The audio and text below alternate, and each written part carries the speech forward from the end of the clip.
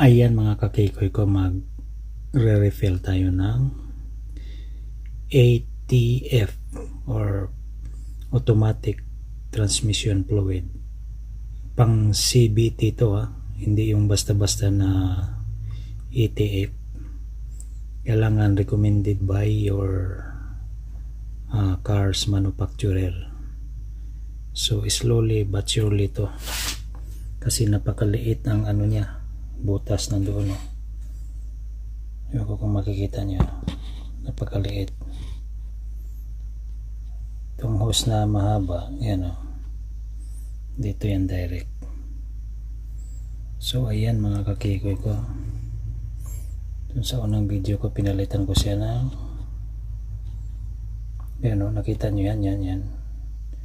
Alright, so dandahan, wag i-overfill, sabi dun sa instruction. Basta dandahan lang, slowly but surely. Alright, alam naman na kung alam mong ginagawa mo, alam mo, di ba? Yan, itong jug na to, yan yung hawak ni Kiko, yan ano yan, almost 1 liter, 900 something yata ml.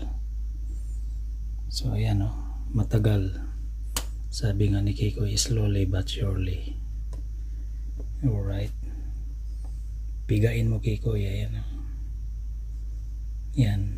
sinyik ni Kiko kasi sayang. So ito yan hindi ito sponsor, yan specific application, specific automatic transmission fluid, yan, Paul synthetic, for use in most passenger cars with continuous variable transmission, CTB. Yan yun ang ibig sabihin. CVT pala, yan for use in most passenger cars with CVT. Yan so nandito sa likod ay makikita nyo Nissan, yan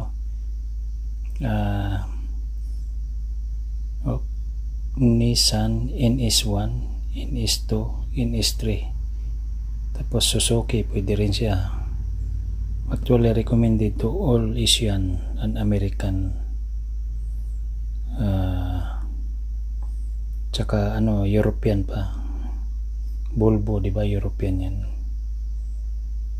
yan Mazda, may Honda din dyan.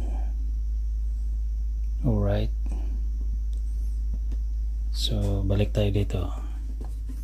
So isang jug puno na, yung isa naman ito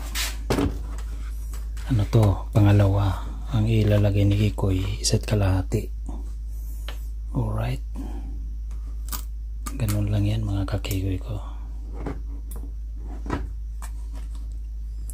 Sige,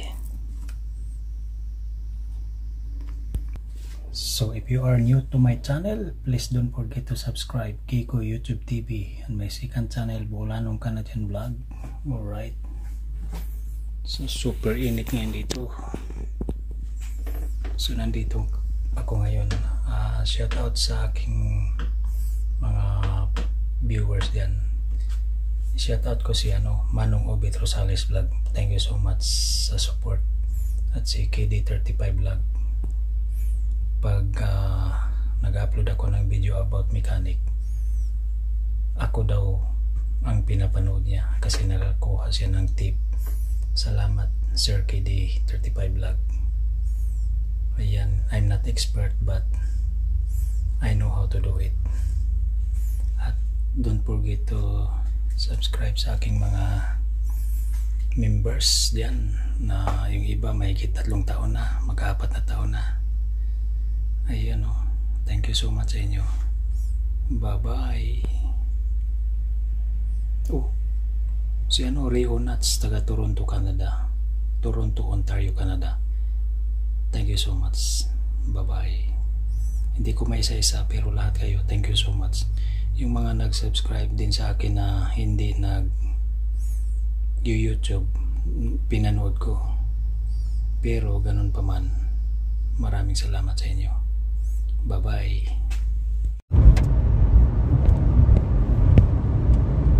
So ayan mga kakikoy ko, after natin pinalitan ng ng CB axle sa driver side or left side. Ngayon tinesting ko, ang takbo natin ngayon ay maximum lang 100 km/h. Ayun o. So wala naman siyang problema, naka cross control tayo, yung naka green dyan no? Yan, okay yan. So walang problema mga kakikoy ko. Din drive test ko muna upang safe ang anak ko na mag drive dito.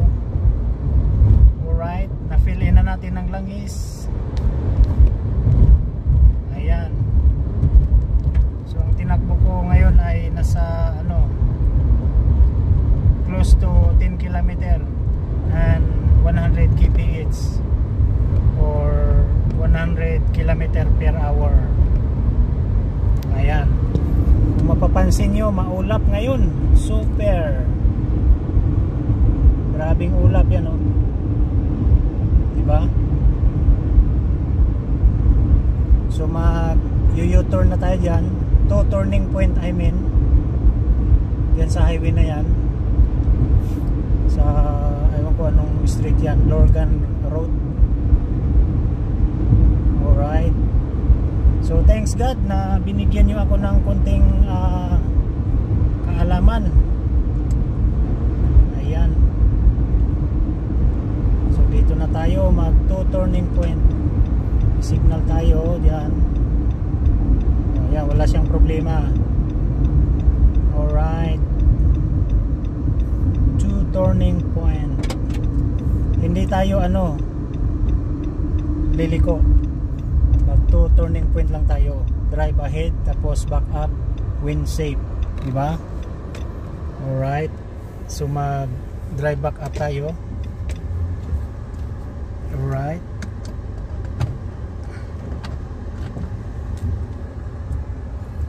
yan o, back up camera tayo. Ayan. Tapos dito ko tino-turning point yung mga anak ko nung mag-aral pa sila mag-drive. Bago mag exam. So kailangan naka-facing toward stop sign. Ito Highway 35. So kailangan safe. Ang dito tawag nito axis speed. So kailangan kasi 100 km/h to, kailangan safe. Pagpasok nyo 100 ka agad. Naman not totally na kwan. So safe na tayo. So let's go. Ayan o, diba? North yun. Ito south tayo, south. Yan, ito yung south. So ayan, safe siya. Freeway access tawag nito, 100 km/h. O yan nagmo-move na to 70, 80, 90. Alright. Tapos 100. Pag 100 na, pag na-hit na yan, na natin sa cruise control. Ayan naka-green na doon, di ba? So ganun lang mga kakikoy ko. So kaya ng sinasabi ko, always safe driving, defensively. Kikoy di ba? Alright, drive safely, Kikoy. So walang problema sa sa workmanship ni Kikoy. Basta follow instruction at alam mo yung gagawin mo. Kaya sa mga ano diyan, bagong mekaniko, huwag kayong magaling ako diyan, pero pag ginawa nyo hindi pala alam, kaya masisira ang nyo, negosyo. Ako hindi ko negosyo to, I like fixing everything. So yan na tayo, minor tayo kasi approaching na tayo, Tisdale, town of Tisdale. Alright, so yan napakausok, kaya hindi na makita ng almost 100 meters. Pag sa camera parang baliwala lang, pero pag nasa naked eye siya, maulap, mahamog kasi may fire. Yan Tisdale, 1 kilometer. Alright, yan.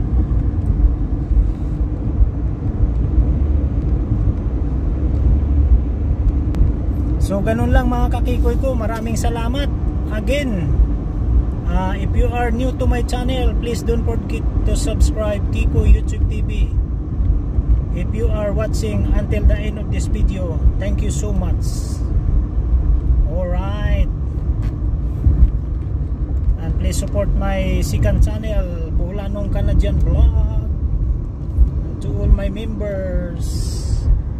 Alright, bye bye.